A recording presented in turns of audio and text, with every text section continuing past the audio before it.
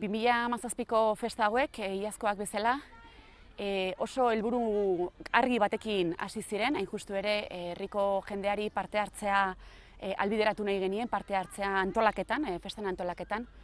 Lana iaz oso handia egin zen, bai Barinengo elkarte, erakunde, sektore desberdinek parte hartu zuten iaz.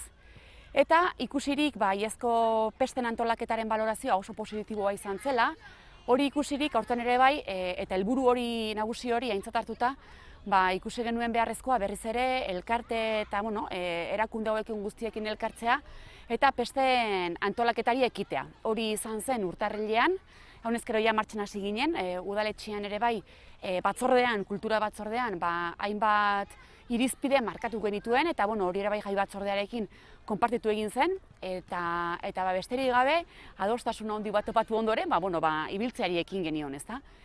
Iazko parte hartzea oso interesgarria izan zen, 5 lantalde antolatu ditugu aurten iazkoetatik abiatuta, eta 5 lantalde horiek egin dituzten proposamenak bilduta daude programa honetan, ezta? Hala ere, aipatu beharra dago, nagusiki 4 irizpideren arabera egin direla bai iazko eta aurtengo pesten antolaketak. 4 ildo horiek badira injustu ere, ekintza guztiak barnebiltzen dituzten 4 ildo, badela euskaraz elebitan egin behar direla jarduerak, inguru giroarekiko errespetuan egin behar direla, genero ikuspegitik ere bai egin behar direla ekintzak, eta bukatzeko plaza desberdinetan hori da, eskerrik asko, plaza desberdinetan egin behar dela, azken batean diversifikatu egin behar da pesta, eta hori da beste helburutariko bat. Aurten gainera, beste 3 proiektu jarri ditugu martxan, 3 proiektu zehar lerrokoak izan daitezkenak, hain justu ere euskaraz bizitzeko aukera eman behar diegu euskaldunei, aukera izan behar dugu euskaldunok guk nahi dugun espazioetan eta euskaraz mintzatzeko.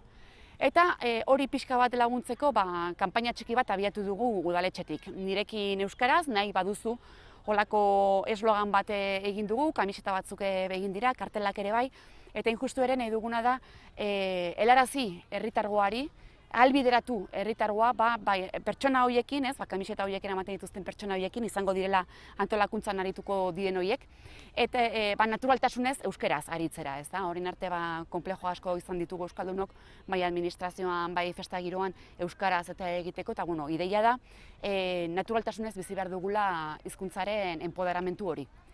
Hori alde batetik, bestetik ere badugu jaiak gozatu, baino osasuntsu eta aldamenekoak ere gogaitu gabe, horregatik Egoak elkartea eta Barainongo udalak elkarlanean eta baita ere txosna batzordearekin elkarlanean antolatu da horrelako kanpaina berezi bat, gazteriari zuzenduta konsumoaren inguruan, droga, alkohola eta bar. Baina ez bakarrik gazteei, baizik eta baita ere helduei, instituzioetan parte hartzen dugunoi, ostalaritzan lanean dabiltzanei, merkataritzan lanean dabiltzanei. Eta ikusten dugu ere hori dela aurtengo puntu nagusitariko bat.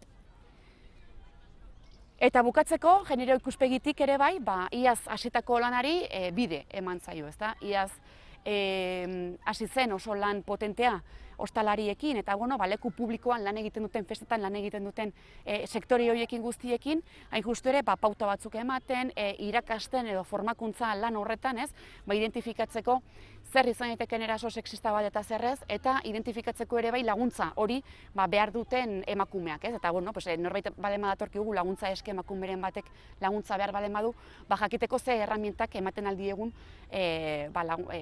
beraien arazoa eta konpontzeko.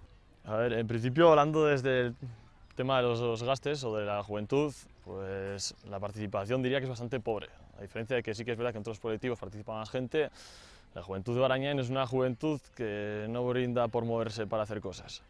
Entonces, lo que hemos hecho este año han sido ampliar un poco las actividades que había el año pasado. De hecho, al final ha salido algo bastante decente. Pero lo malo de estas cosas es que si al final las hacen 5, 6, 7 personas, pues acaban esas personas quemándose y acaban dejándose de lado. Entonces, básicamente, se necesita más participación.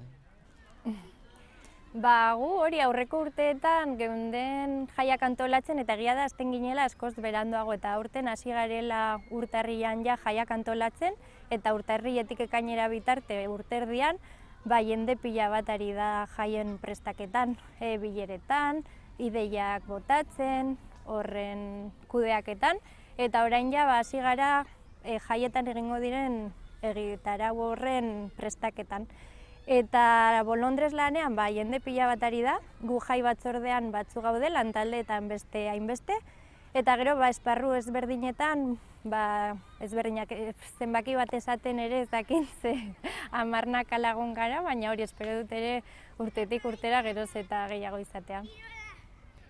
Bueno, ya en el programa de fiestas ya marca, ¿verdad? El presupuesto asciende a unos 80.000 euros, pero cierto es que siempre suele haber algún imprevisto de última hora que no se contempla en el presupuesto, pero desde luego este año sí que hemos hecho un esfuerzo especial en los presupuestos del Ayuntamiento para que esta partida, la partida de festejos, pues pudiera ser ampliada.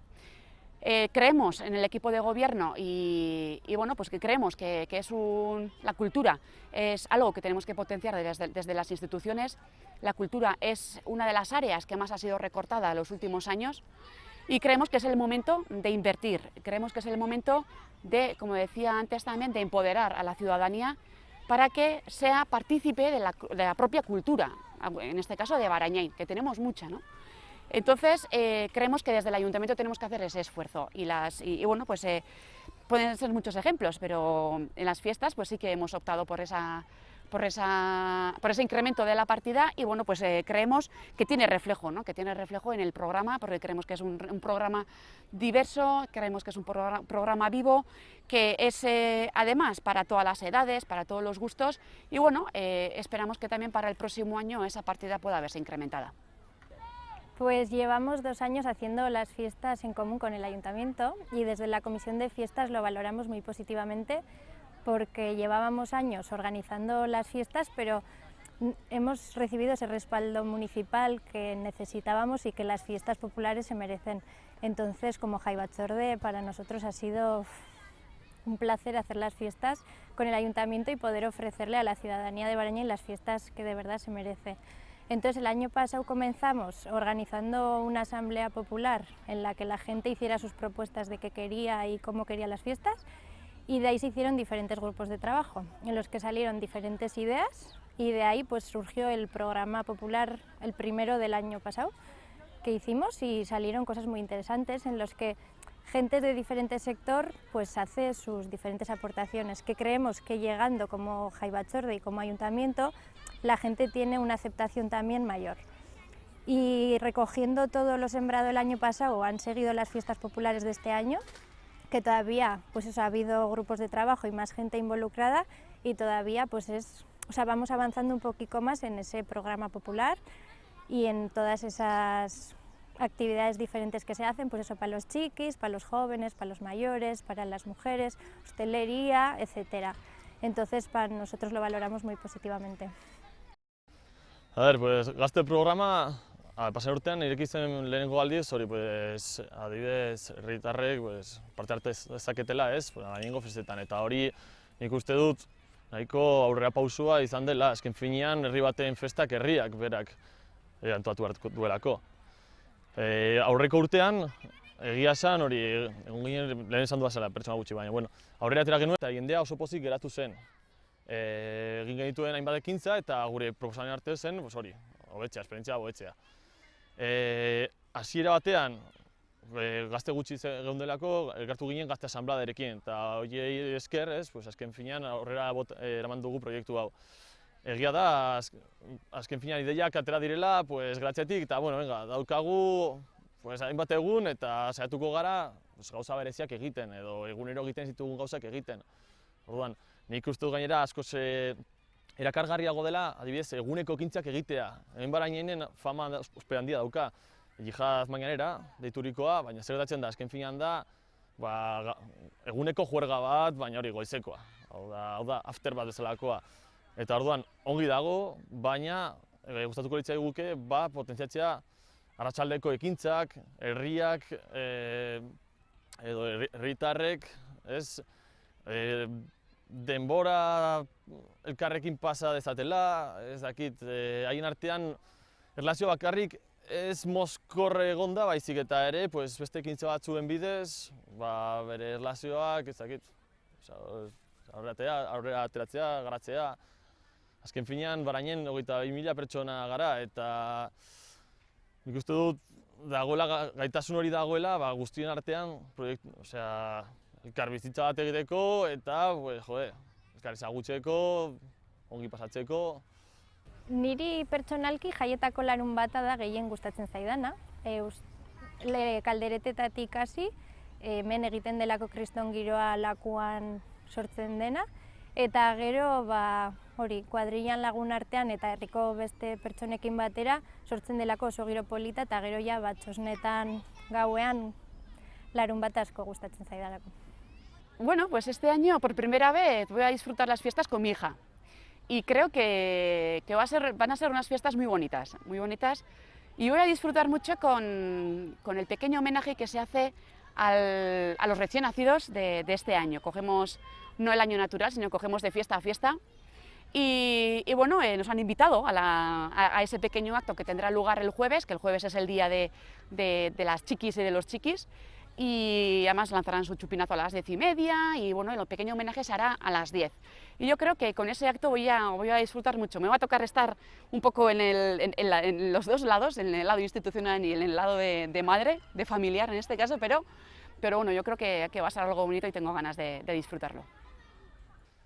Pasarlo bien, pues mira, en lo personal, el mejor día yo diría que para la mayoría de los jóvenes, sin lugar a dudas, es el miércoles, que al final nos juntamos aquí pues todas las cuadrillas de jóvenes, hacemos la parrillada, pues traen a la gente sus ensaladas, hacemos paellas y bueno, luego se sale de una ronda copera y la verdad es que si la gente no tiene que trabajar esos días, pues es una pasada.